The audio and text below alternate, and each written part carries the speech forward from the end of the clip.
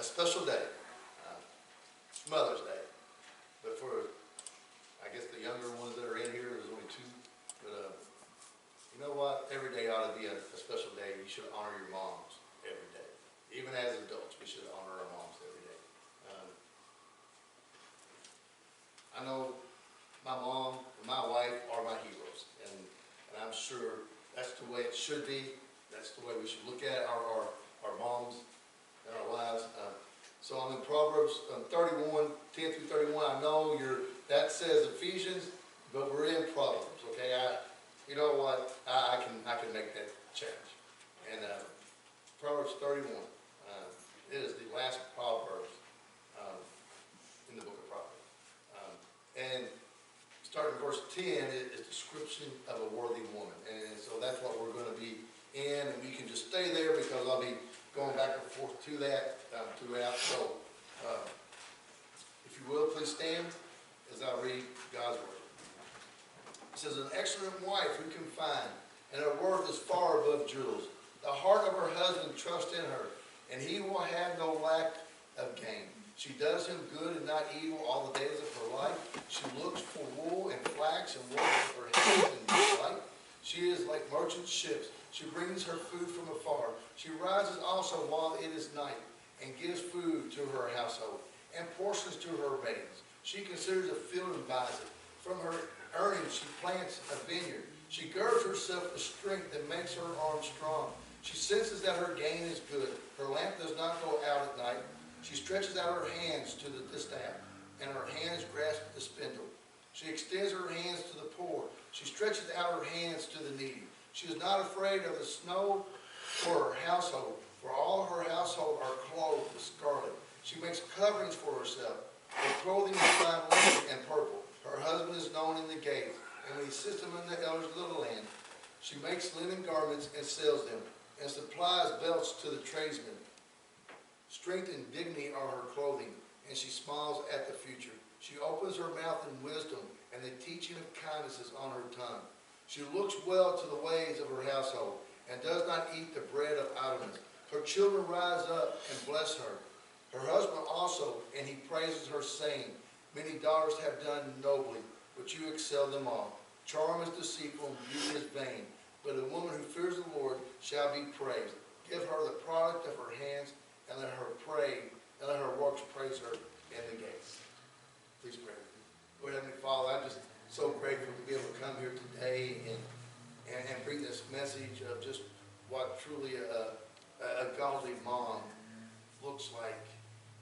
What a description there is in those verses of just how a godly mom and wife does and acts. And Lord, I pray as I go through these that you be with me, that your words will be spoken and not mine. God, just thank you for everything you do. In Jesus Christ's name I pray. Amen. You may be seated. So you know what? When it comes to Mother's Day sermons, there's really a couple things that really just kind of that I dwell on. First is like this is my 15th Mother's Day sermon. After 15 years of Mother's Day sermon, it's hard to find something that I haven't already preached on. I mean, it really is. And secondly, I never want to criticize moms, you know, but what they're doing. So I want to always keep it upbeat and be like that, because you know when it comes to Father's Day, being a father, I don't care to tell us what we're doing wrong as fathers, but as moms, you guys, there's nothing out there that I can say and tell you all how to do your job better. I'm not a mom, I can't do that. So what we're here today is to worship God and to honor moms. I mean, you know, God is first and foremost in your life. And when you put God first and foremost in your life, and all the rest of your relationships, everything else, everything else is second after that. And it comes so much easier. And just, we worship God first and we honor you mothers second. And we're commanded to honor our mothers. You know, in Exodus, in the Ten Commandments, it says honor your mother and father. In Ephesians chapter 1 there, it says to honor your mothers and fathers. So we're called to obey and honor our moms. It's only a sense sensible and loving thing to do. I really believe that's what we're here for. You know, there's a story about a 6-year-old boy who got separated from his mom in a supermarket, and he couldn't find her, and he was panicking, and he started hollering, Martha, Martha, Martha. You know, where are you, Martha? And finally finds his mom, and she comes up to him and says, son, I am your mom. You don't call me Martha. And he looks around, but you know how many moms are in the supermarket? You know, he understood. He understood that if he hollered mom, he'd have all kinds of moms there, and not necessarily his mom, you know? Our world is full of mothers. But our mom is the one that's special. If I was to go around and ask and say, who's the world's greatest mom, I would say that everybody would have a different mom. My mom's the best, my mom's the best, everybody. And that's the way it should be. When you look at your mom, you should say, my mom is the greatest mom that ever walked the face of this earth. And I think that's the way it should be, you know? That's the way it must be. Because there's no one like the moms that we have, you know? And I'll look at my mom and think, man, I sure got a good one. My mom's really a good mom. No one can take the place of our moms, you know? I know I've used this before. It says someone, well, you know you turn into a mom when you automatically double knot everything you tie. When you find yourself humming the Barney song as you do the dishes. When you hear a baby cry in the grocery store and you start gently swaying back and forth because you know the baby's crying. When you actually like the smell of strained carrots mixed with applesauce. You spend a half an hour searching for your sunglasses to only have your sarcastic teenagers say, Mom, why don't you wear the ones that you got pushed up on your head? You know? Or you have a nice romantic meal with your husband and you realize you've reached over and started cutting up his steak. You know you're a mom because you cut up your food. Moms teach us a lot, right? My mom taught me to appreciate a job well done. She says, if you're going to kill each other, do it outside. I just got through cleaning. Or she taught me about religion. Says, you better pray that stain comes out of the carpet. You know, teaches about time travel. Because, you know, if you don't straighten up, I'm going to knock you into next week. You know, my mom taught me about logic. And you heard this thing, because I said so. Right? Or you said it to your child, you know, more than once, because I said so. That's why, you know. Now they teach you foresight.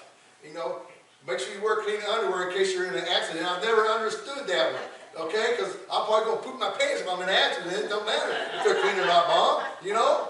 But that's okay, you know? That's foresight. Or how about irony? You keep crying, I'll give you something to cry about. I mean, that's, you know, she teach you about stamina. You're going to sit there until you clean your whole plate. I mean, more than once I've heard that, you know? How about they teach you about the weather? And they say, this roof here looks like a tornado went through it. You know, they teach you about the circle of life. I brought you into this world. I can take you out of this world. Use that more than once, and I've heard it used more than once. They teach you about envy. So there's millions of less fortunate children in this world who don't have the wonderful parents that you have, right?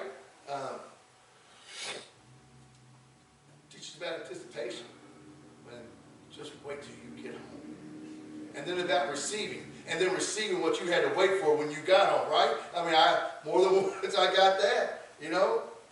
They teach you about medical science. If you keep your eyes crossed like that, they're going to stick like that one day, right? You know, that's what, I heard that more than once. Or how to become like an adult. If you don't eat your vegetables, you never grow up. Teaches about genetics, and you're told to stop acting like your father. And they teach you about the roots when they say, shut that door behind you. You think you were born in a barn. But my mom taught me about wisdom. When you get to be my age, you'll understand. They teach you about justice. They say, one day I hope you have kids, and they turn out just like you. You know what? We can't say enough good things about our moms. Really. We can try today to express it, but we really can't express it. We really can never fully say what we need to say or how to say it. but we should try. So I got 3 things I'm going to share about moms, about godly moms, about things that they do. Like I said, it's not going to be that long of a sermon, but these 3 things I really kind of hit home. First of all, godly moms work with their hands. They work with their hands. You know, a boy got his first job. He was boasting about it to somebody in his family. And he says, you know, I get up at 5 a.m. and to go to work. And they say, well, does anybody else get up in your family at 5? He goes, oh yeah, Mom gets up, fixes breakfast for me and Dad. Oh, okay. Well, what about dinner? What do you do for dinner? Oh, Mom fixes us dinner too. You know, we get, you know, and then when we come home, you know, Mom will fix supper and have it ready for Dad and I as we come home from our jobs and all that. And the guy says, well, does your mom get the day off when you're at work? Oh, no. She's got the other kids to look after, and she cleans the house. He says, well, what about when you get home after supper? Well, Dad and I get to watch TV. So what about your mom? No, Mom folds laundry and does and irons most of the rest of the day. Well, do you get paid at your job? He's like, oh, yeah, I get a paycheck at the end of the week. So what about your mom? He says, oh, no, Mom don't work. She doesn't get a paycheck. If anyone here today believes that moms don't work, I suggest you better just keep your mouth shut. Okay?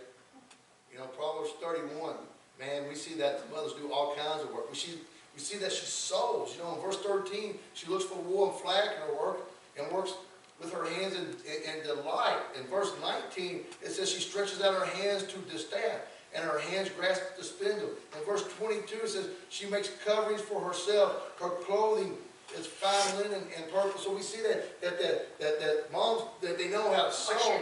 You know how they don't sew, they know how to go out and buy the right clothing. That she shops, like in verse 14, that she brings food from afar. She's like a merchant ship, you know.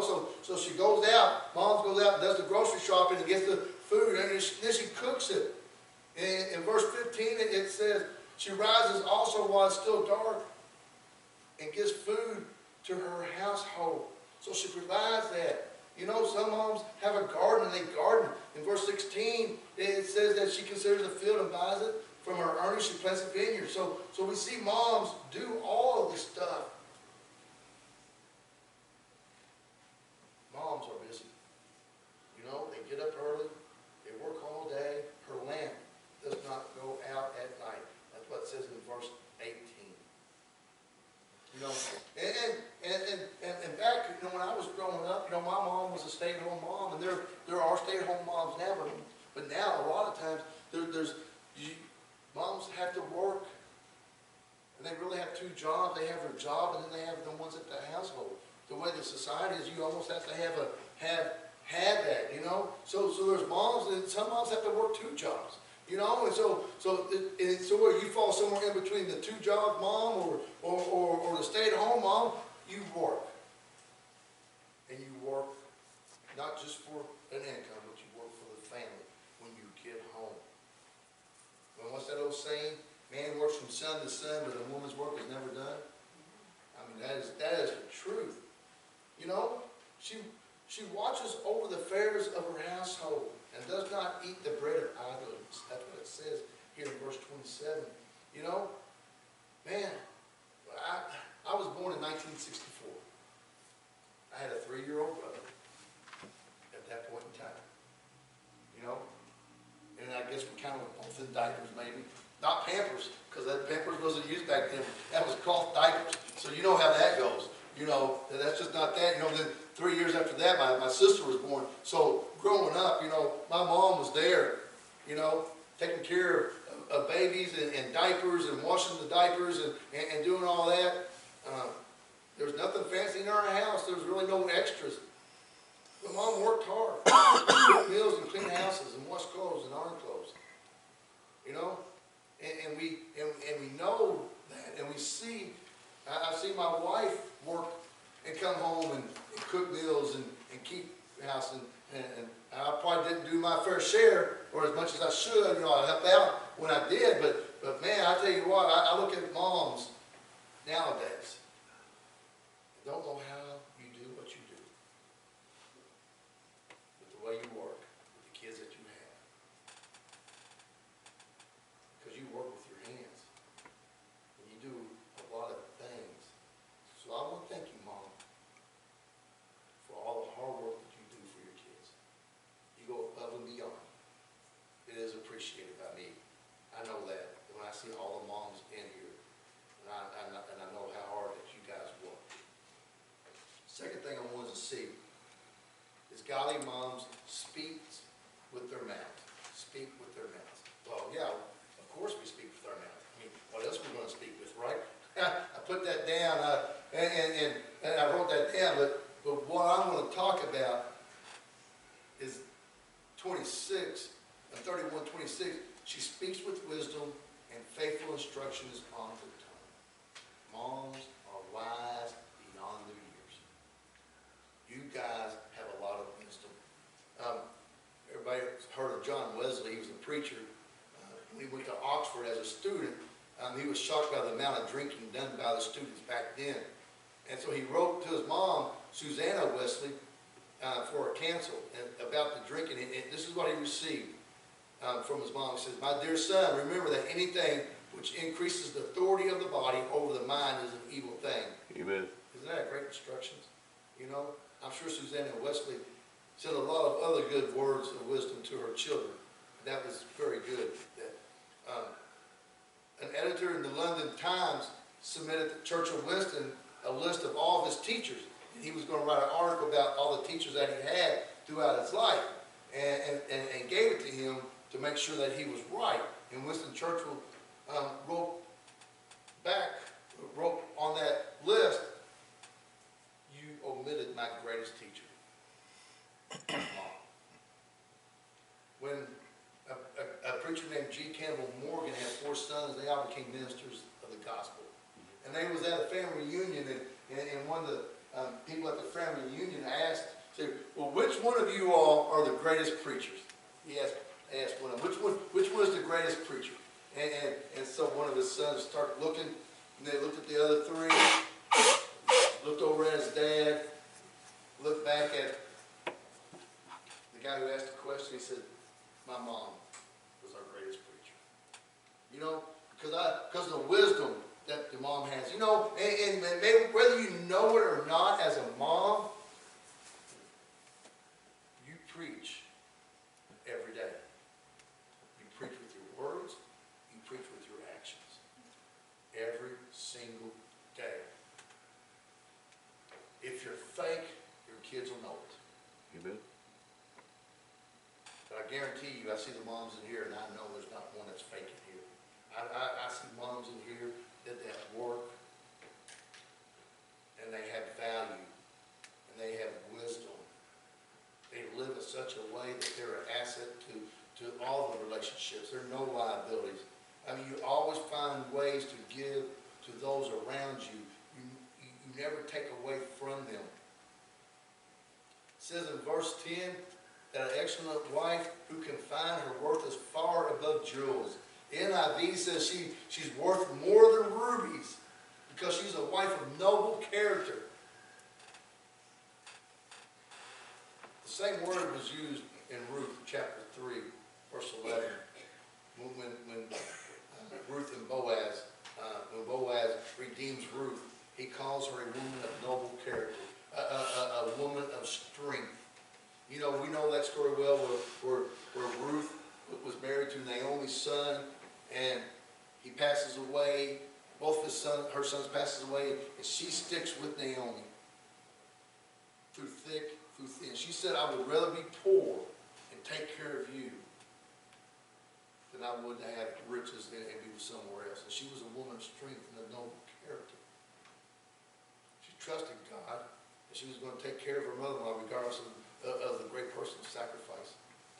And when I look at moms and just the picture of wisdom that they had, you know, because you are full of wisdom. You're trustworthy. You can be counted on, you know, for everything. I know as a son, I've always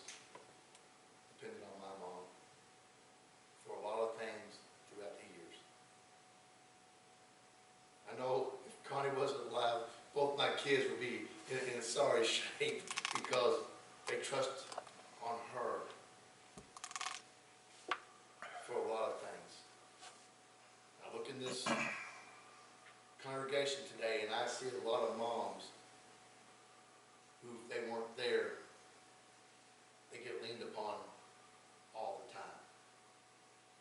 See, you all, your actions, your words, your actions back up what you say and that wisdom that you have. You know, and when it comes like to being a spouse, right, verses 11 and 12, it says, the heart of her husband trusts in her, and he will not lack of gain. She does him good and not evil all the days of her life. You know, man, you make your husbands look good. That's all I got to say. I mean, you don't do evil to them, you do good to them. You're an asset, not a liability. You're a teammate, not an opponent. She doesn't belittle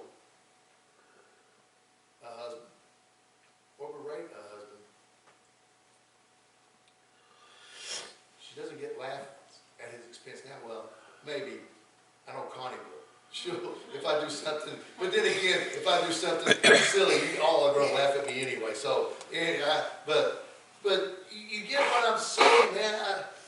Not only you guys, the wisdom that you give your children, it's also for the husband to be able to lean on, to be able to turn to. I mean, what you do is above and beyond the wisdom that you have, that you're able to pass to your kids, the actions that you do that shows that wisdom. You know, thank you, moms, for caring enough to tell me, to tell us, even if we don't want to hear what we got, what's being said, for the wisdom that you give us through your life and what you do. So last thing I want us to see, godly moms love with their hearts. They love with their hearts. You know,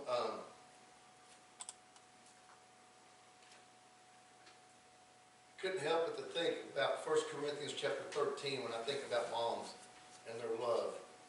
In verse 4, it says, love is patient, love is kind, is not jealous, does not brag, is not arrogant, does not act unbecomingly, it does not seek its own, it is not provoked, does not take into account a wrong suffered, does not rejoice in unrighteousness, but rejoices in the truth, bears all things, believes all things, hopes all things, endures all things.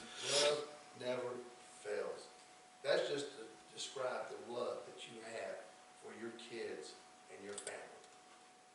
That is the ideal behind a perfect picture of a mom. I will guarantee you that it is. You know, my grandmother was telling her granddaughter good night when the little girl said, Mommy and Daddy are entertaining some very important people downstairs. And you're right, said the grandmother.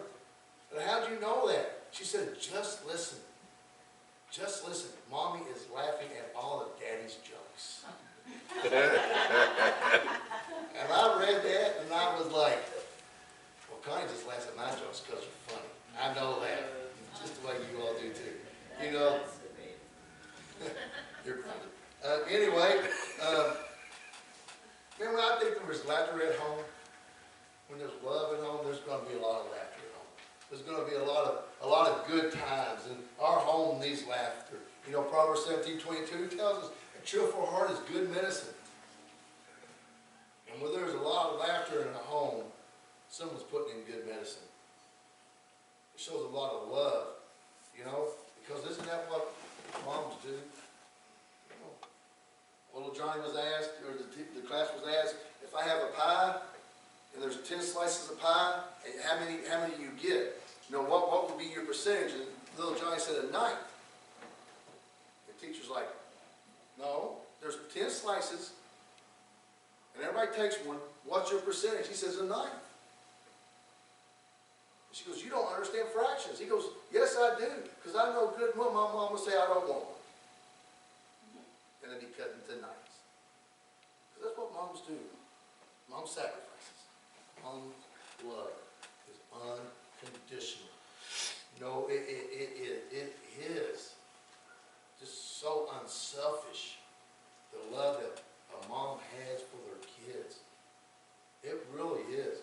Yeah, going out of the way of just doing the little things, the praying over your kids, you know? You're told to never cease praying there in 1 Thessalonians chapter 5. And moms never quit praying for their kids. Never quit praying for their family. Man, I've seen my mom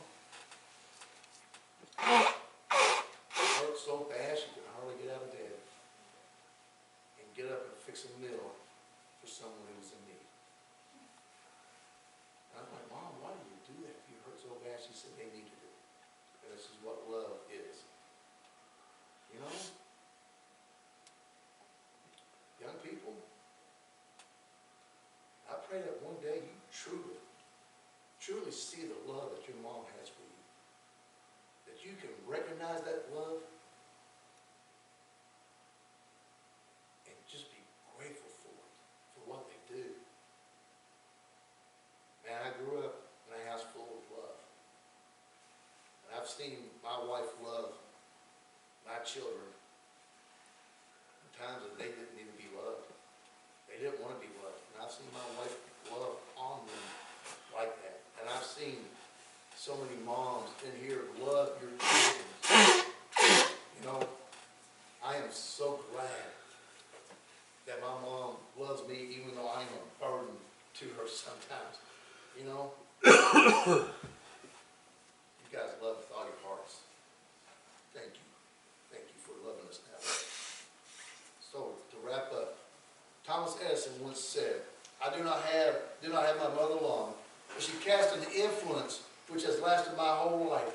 The good effects of her early training I can never lose. If it had not been for her appreciation and her faith in me at a critical time in my experience, I should never likely become an inventor. I was always a careless boy, and with a mother of different mental caliber, I should have turned out badly. But her firmness, her sweetness, her goodness were potent powers to keep me in the right path. My mother was the making of me. The memory of her will always be a blessing to me. What a loving tribute to a blessed mother. You know what? And I think there's a lot of us that can say that about our moms. It wasn't for the guidance, wasn't for the love, wasn't for the wisdom, wasn't for all the things that she's done for me. Maybe we won't turn out the way we are. Proverbs 31:28 says, her children arise and call her blessed, her husband also, and he praises her. So make sure your mom knows how much you love her. Not just today. Today's the start, but every day you should show your mom how much you love her.